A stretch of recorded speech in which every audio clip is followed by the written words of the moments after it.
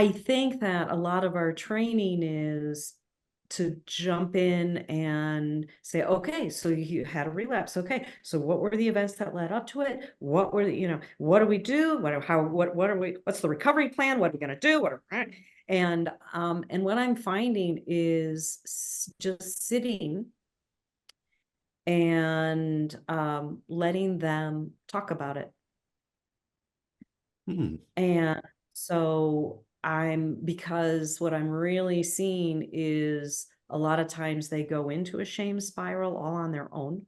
So they certainly don't need me saying, well, how could you? Like, really? With all the work we've done, really? They don't need that from me. Um, is what I'm finding. And I want to hear your opinions, because I'm like, is this, is this a good intervention? What's happening here? What I'm finding is when that happens, when they now are spiraling, when they now are edging, when they're doing middle circle behaviors, they're more apt to tell me. And that's a shift I'm seeing in the work that I'm doing. And so now afterwards, do I start saying, okay, all right, so what led up to that? Well, what was happening? What was happening 24 hours before? What was happening 2 days before? We do a postmortem on it. But at the moment that they're divulging, I'm in it with them. What do you think about that? I was going to add one piece to there's the one side, one approach. We could just go into firefighting, fix it mode. Like there's a problem, let's fix it, which I do think. And by the way, I'm just going to give a plug for your guys's relapse autopsy.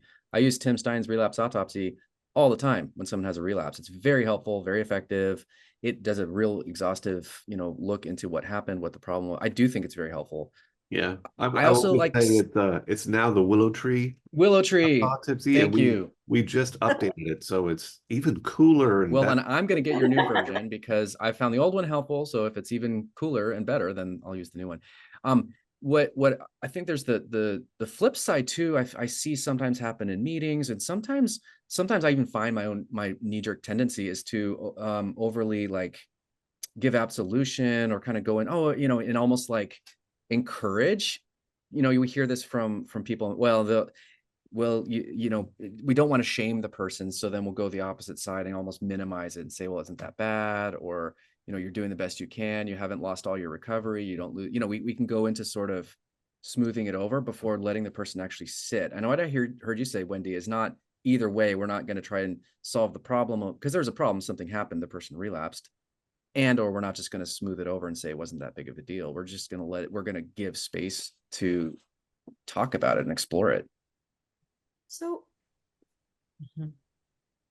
I do similar with a little different. and it usually goes, well, tell me what happened. And Mhm. so it's not necessarily the quiet, but it's tell me what happened. So I want them to share and feel safe to do that. I think this also goes back to something I was talking about in my men's group, is that balance between encouragement and challenge, of encouraging the person. There's the analysis, the problem solving analysis. I agree that needs to happen. So I would have them tell their story first. Then we go into analysis. But I'm always walking the line as an addiction therapist between encouragement, supportive, reminding them of progress, things that they've done well, or changes they're making. I also challenge them. What's the next step? What's the barrier? What got in the way?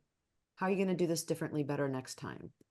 I certainly don't want to shame, but I also don't want to release them from the positive impact of some guilt or shame, because I'll say, how can you use that as a motivation that you never want to be back here again? What can we do?